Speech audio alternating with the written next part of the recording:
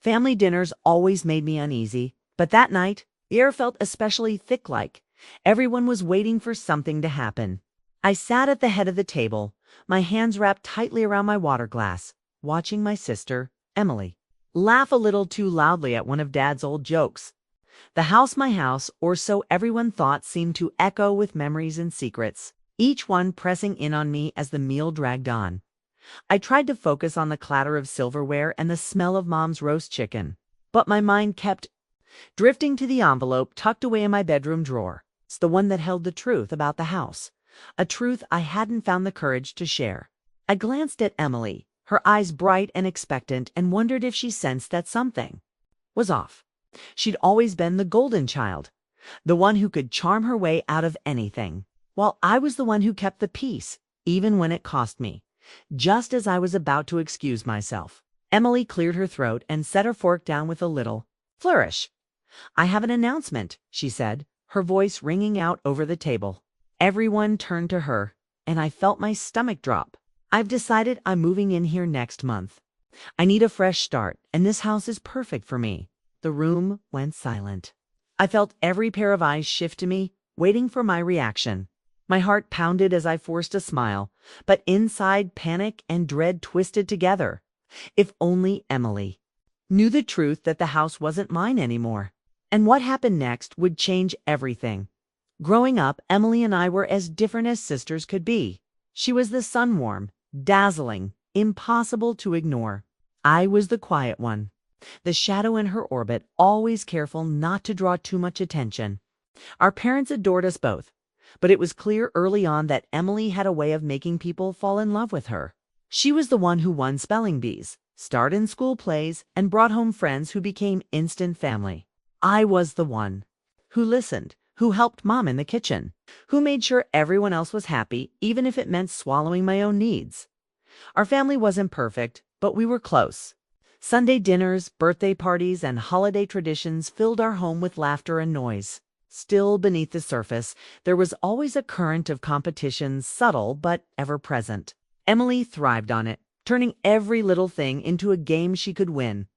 I learned to step back, to let her shine, to keep the peace at all costs. When our parents bought this house, I was just starting high school. It was supposed to be a fresh start after a rough year. Dad had lost his job, and Mom was working double shifts at the hospital.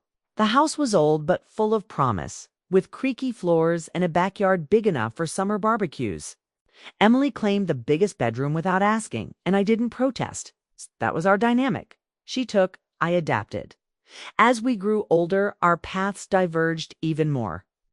Emily left for college out of state, chasing big dreams and bigger cities. I stayed, close to home, helping Mom when Dad got sick, putting my own plans on hold.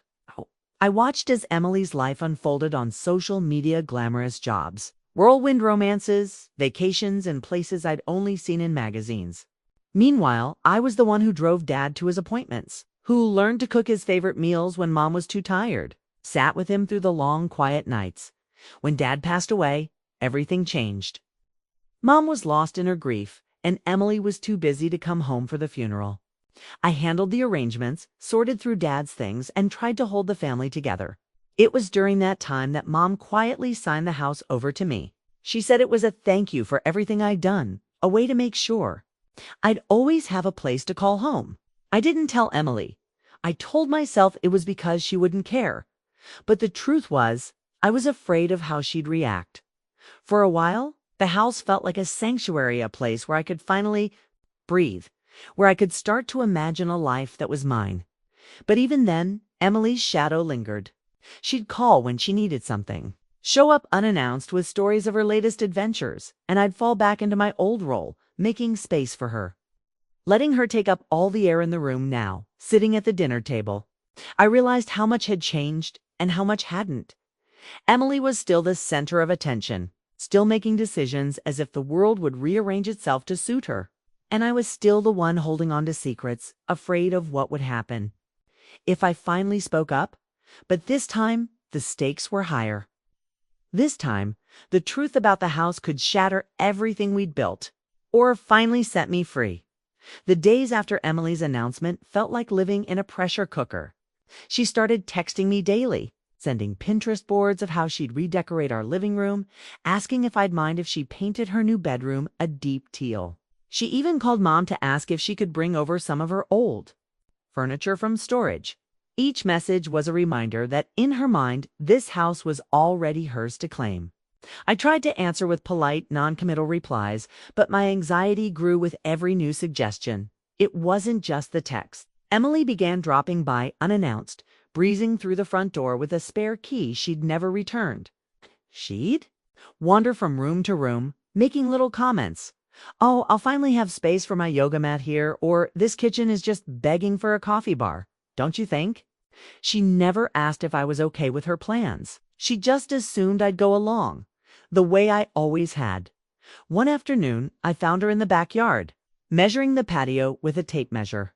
"I was thinking we could put in a fire pit," she said, not even looking up. "It'll be perfect for my friends when they come over." The word "we" stung. I wanted to tell her to stop, to ask before making plans, but the words caught in my throat. I felt like a guest in my own home, tiptoeing around her expectations. Mom, meanwhile, was thrilled. She called me one night, her voice lighter than it had been in months. "Isn't it wonderful, honey? You and Emily together again, just like when you were little. Maybe this is what we all need." I wanted to tell her the truth, to explain that the house wasn't mine anymore, but I couldn't bring myself to shatter her hope. I hated how easily Emily could make everyone believe in her version of things, how she could rewrite the story with a single smile. The tension between us simmered just below the surface. At dinner, Emily would talk about her plans as if they were set in stone while I sat quietly picking at my food. She'd ask me to help her move boxes or look at paint samples, and I'd nod, feeling smaller with every yes. The old patterns were back her taking, me accommodating, but this time the stakes were so much higher. I was terrified of what would happen if I finally said no. One evening, as we sat in the living room, Emily started talking about turning the guest room into her art studio. "I've already told my landlord I'm moving out," she said, her tone breezy. "I can't wait to finally have a space that feels like mine." I felt a cold wave of panic. She was making real decisions, burning bridges, all based on an assumption I hadn't corrected. I tried to bring it up gently. Maybe we should talk about the house. There's something you should know." She waved me off, laughing. "Don't worry, I'll take care of everything. You always stress too much." Her words stung, but what hurt more was the way she dismissed me, as if my feelings were just another obstacle to her happiness. That night, I lay awake, replaying every conversation, every moment I'd let her take the lead. I thought about the envelope in my drawer, the one that proved the house was no longer mine. I'd sold it months ago, quietly, to pay off debts and finally start living for myself. I'd been too ashamed to tell anyone, too afraid of disappointing Mom, too scared of Emily's reaction. Now, the secret was a ticking time bomb, and I was running out of time to defuse it. The next morning, Emily showed up with moving boxes and a list of things she wanted to change. She was already making herself at home, and I realized I couldn't keep pretending. The truth was coming, whether I was ready or not. I had no idea how our family would survive the fallout. It all came to a head on a Saturday afternoon, the kind of day that should have been spent in the garden or curled up with a book. Instead, I found myself standing in the middle of the living room, surrounded by chaos. Emily had arrived early, arms full of boxes, her phone pressed to her ear as she coordinated with the moving company. She barely glanced at me as she barked instructions, her voice echoing through the house. Within an hour, Mom showed up carrying a casserole in a look of pure delight. "I brought lunch for everyone," she announced, setting the dish on the kitchen counter. "Emily, your old dresser is in the garage. I'll help you bring it in." Even Aunt Linda and my cousin Jake arrived, summoned by Emily's group text. The house buzzed with activity, laughter, and the sound of furniture being dragged across the floor. I felt invisible, a bystander in my own home. Emily was in her element, directing everyone with the confidence of someone who'd already claimed victory. "Jake, can you help me move this bookshelf upstairs? Mom, do you think the couch would look better by the window?" She didn't ask for my opinion. She didn't even look at me. Every decision, every plan was made without me. I tried to speak up, to interject, but my voice was drowned out by the noise. I watched as Emily unpacked her things, filling the house with her presence. She opened a box of framed photos and started placing them on the mantel, right where Dad's old clock used to sit. That was the moment something inside me snapped. "Emily, we need to talk," I said, louder than I intended. The room fell silent. Everyone turned to look at me, surprise flickering across their faces. Emily paused, a photo in her hand, her smile faltering. "What's up?" she asked, her tone light but wary. I took a deep breath, feeling the weight of every unspoken word pressing down on me. "You can't move in. The house isn't mine anymore. I sold it months ago." The words hung in the air, heavy and final. For a moment, no one moved. Then Emily laughed, a brittle sound. "Very funny. Stop messing around." "Not joking," I said, my voice shaking. "I had to sell it. Couldn't afford to keep it after Dad died. I didn't tell anyone, because I was ashamed. But it's done. The new owners are moving in next week." The silence was deafening. Mom's face crumpled in confusion and hurt. Aunt Linda looked away, and Jake shifted uncomfortably. Emily stared at me, her eyes wide with disbelief. "You sold our family home without telling us." I nodded, tears stinging my eyes. I didn't know what else to do. I was drowning. I needed help, but I didn't know how to ask. Emily's expression hardened. "You should have told me. I mean, you should have told all of us. This was our home, too." Her words cut deep, but I stood my ground. It was never just mine, but I was the one left to take care of it. Had to do. The room erupted into chaos, voices overlapping, accusations flying. Mom sobbed quietly. Aunt Linda tried to mediate, and Jake slipped out the back door. Emily's anger was volcanic, her words sharp and unforgiving. "You're so selfish. You always act like the martyr, but you never think about anyone else." I wanted to scream, to defend myself, but I was too tired. I looked around at the faces I loved, now twisted with disappointment and betrayal. I realized there was no way to make everyone happy, no way to fix what had been broken for so long. As the shouting died down, Emily stormed out, slamming the door behind her. The house felt emptier than ever. But I knew nothing would ever be the same. And as I stood in the wreckage of our family, I couldn't help but wonder what would happen next, if any of us would ever find our way back to each other. The hours after Emily stormed out blurred together, a haze of muffled voices and slammed doors. I wandered through the house, picking up stray boxes and half-unpacked bags, feeling like a stranger in a place that had once been my refuge. The silence was heavy, broken only by the occasional creak of the floorboards and the distant hum of Aunt Linda's car as she drove away. I'd still hear Emily's words echoing in my mind: selfish, martyr, liar. Each one stung more than the last. Mom sat at the kitchen table, her hands wrapped around a mug of tea she'd barely touched. She wouldn't look at me. "I just wish you'd told us," she whispered, her voice trembling. "We could have figured something out together." I wanted to reach for her, to explain how alone I'd felt, how impossible it had seemed to ask for help. But the words caught in my throat. I'd spent so long being the strong one, the fixer, that I didn't know how to be vulnerable, not even with my own mother. Aunt Linda tried to play peacemaker, calling me later that night. "You did what you had to do, sweetheart," she said gently. "It's not fair for everyone to put this on you. Emily will calm down. She always does." But I could hear the uncertainty in her voice, the way she hesitated before hanging up. Even she wasn't sure if things would ever go back to normal. Jake texted me a simple, "You okay?" I stared at the message for a long time before replying, "Not really." He didn't push for more, and I was grateful for that small mercy. At least someone understood that there were no easy answers, no quick fixes. Emily, on the other hand, went silent. She didn't call, didn't text, didn't come back for her things. I imagined her in her tiny apartment, surrounded by boxes and resentment, replaying every moment of our confrontation. I wondered if she hated me, or if she was just hurt. Maybe both. The not knowing was its own kind of torture. The rest of the family began to take sides. their opinions trickling in through phone calls and whispered conversations. Some blamed me for keeping secrets, for selling the house without a family meeting. Others quietly admitted they understood that they'd seen how much I'd struggled after Dad died. The divide was clear. Those who saw me as the villain, and those who saw me as a survivor. Mom drifted between the two camps, her grief for the house tangled up with her disappointment in me. She started spending more time at her friend's place, leaving me alone in the house that was no longer mine. I wandered from room to room, packing up memories and trying not to cry. Every photo, every piece of furniture felt like a reminder of what I was losing. Not just the house, but the family I'd tried so hard to hold together.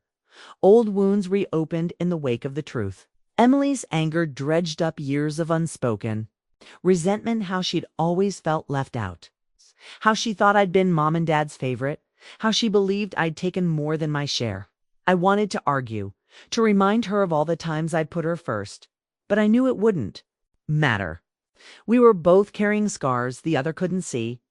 In the end, I was left with a choice. Keep apologizing for decisions I'd made in desperation, or start forgiving myself for doing what I had to do. The house was almost empty now, the walls bare, the echoes of our family fading with every box I packed. I didn't know if Emily would ever forgive me, or if Mom would ever understand. But as I closed the door to my old room for the last time, I realized that maybe, just maybe, it was time to stop waiting for their approval and start finding my own way forward. It's strange how clarity can arrive in the quietest moments. For me, it came one morning as I stood in the empty living room, sunlight streaming through the windows, illuminating the dust motes swirling in the air. The house was nearly bare, stripped of the clutter and chaos that had defined it for so long. I realized I was standing in the aftermath of not just a move, but a lifetime of putting everyone else first. The silence was both terrifying and liberating. I sat on the floor, knees pulled to my chest, and let myself feel everything I'd been holding back. Anger, grief, guilt, and, beneath it all, a flicker of relief. For the first time, I wasn't responsible for anyone else's happiness. The weight of that truth was heavy, but it was also a kind of freedom I'd never known. That afternoon, I called Emily. My hands shook as I dialed, but I knew I couldn't keep avoiding her. She answered on the third ring, her voice flat and guarded. "What do you want?" she asked. I took a deep breath. "I want to talk, not to fight, not to defend myself, just to be honest. I'm sorry for keeping the sale a secret. I was scared and ashamed, and I didn't want to disappoint you or Mom, but I can't keep living my life trying to make everyone else happy. I need to start making choices for myself, even if it means you're angry with me." There was a long pause. I could hear her breathing, the tension crackling between us. "You always act like you're the only one who has to sacrifice," she finally said. "But you never let anyone in. You never let me help." Her words surprised me. For a moment, I saw her not as the golden child, but as someone who'd been left out too. "Maybe I didn't know how," I admitted, "but I'm learning. And I need you to respect my boundaries even if you don't agree with them." It wasn't a perfect conversation. There were tears, accusations, and long silences. But for the first time, I didn't back down. I didn't apologize for needing space or for making hard choices. I told Emily I loved her, but I couldn't keep sacrificing myself to keep the peace. After we hung up, I felt lighter. I knew things wouldn't magically go back to the way they were, but I also knew I'd taken the first step toward something new. I was done living in the shadows of other people's expectations. I was ready to find out who I could be when I finally put myself first. What I didn't expect was how that decision would ripple through the rest of my life, how setting boundaries would open doors I never knew existed, and how, in letting go, I might finally find the family I'd been searching for all along. In the weeks that followed, life settled into a new, unfamiliar rhythm. The house was no longer mine, and I moved into a small apartment across town, a place with creaky floors and mismatched paint, but also a sense of possibility I hadn't felt in years. The first night, I sat on the floor with takeout and a single lamp, listening to the quiet. It was lonely, but it was also mine. For the first time, I could breathe without waiting for someone else's needs to fill the space. My relationship with Emily changed too. We didn't talk every day, and when we did, our conversations were cautious, careful. There was a distance between us, a wariness that hadn't been there before. But there was also honesty. She started to share more about her own struggles, her job stress, her fears about the future, the loneliness she'd felt since Dad died. I realized I wasn't the only one who'd been carrying burdens in silence. We were both learning how to be sisters. Again, this time without the old patterns of competition and resentment. Mom took the news the hardest. For a while, she barely spoke to me, her disappointment a constant ache in the background. But slowly, she began to understand. She saw how much lighter I seemed, how I was finally making choices for myself. One afternoon, she visited my new apartment, bringing a plant for the windowsill. She hugged me tightly, tears in her eyes. "I'm proud of you," she whispered. "I just wish things could have been different." I hugged her back, knowing that love sometimes means letting go of what we thought our family should be. Some relationships didn't survive the change. Aunt Linda stopped calling as often, and a few cousins made it clear they thought I'd betrayed the family. It hurt, but I learned to accept that not everyone would understand my choices. I stopped apologizing for doing what I needed to do. I started to trust myself, to believe that I was worthy of happiness, even if it came at the cost of other people's approval. With time, the bitterness faded, replaced by a quiet sense of strength. I found new routines, new friends, and a new sense of purpose. I started taking classes I'd always put off, exploring hobbies I'd never had time for. I learned to enjoy my own company, to find comfort in solitude rather than fear. The pain of losing the house and the old version of my family lingered, but it no longer defined me. Looking back, I saw how much I'd grown, not in spite of the conflict, but because of it. Setting boundaries hadn't destroyed my family. They'd forced us all to confront the truth about who we were and what we needed. Some ties were stronger for it, others frayed beyond repair. But I was no longer afraid of the fallout. I was finally living my own life on my own terms. And that, I realized, was the most empowering thing of all. Looking back, I realized that losing the house wasn't really about bricks and mortar. It was about letting go of the roles I'd played for so long. For years, I believed that keeping the peace meant sacrificing my own needs. That love was measured by how much I could endure in silence. But the truth is, real love or real family can withstand honesty, even when it hurts. It took losing almost everything for me to finally find my voice and understand that boundaries aren't walls. They're bridges to healthier relationships and a stronger sense of self. I've learned that it's okay to disappoint people sometimes, especially if it means being true to yourself. It's okay to say no, to ask for help, to admit when you're struggling. Those aren't signs of weakness, they're acts of courage. My relationship with Emily and my mom will never be perfect, but they're more honest now. And I'm no longer afraid to speak up for what I need. If you're listening to my story and see yourself in it, I hope you know you're not alone. Family can be messy, complicated, and sometimes deeply painful, but you deserve to have your voice heard. You deserve to set boundaries that protect your heart and your happiness. It's not selfish, it's necessary. And sometimes, the hardest choices lead to the most unexpected growth. So if you're standing at your own crossroads, wondering if it's worth it to finally put yourself first, I hope you'll take that step. You might be surprised by how strong you really are and by the new life waiting for you on the other side.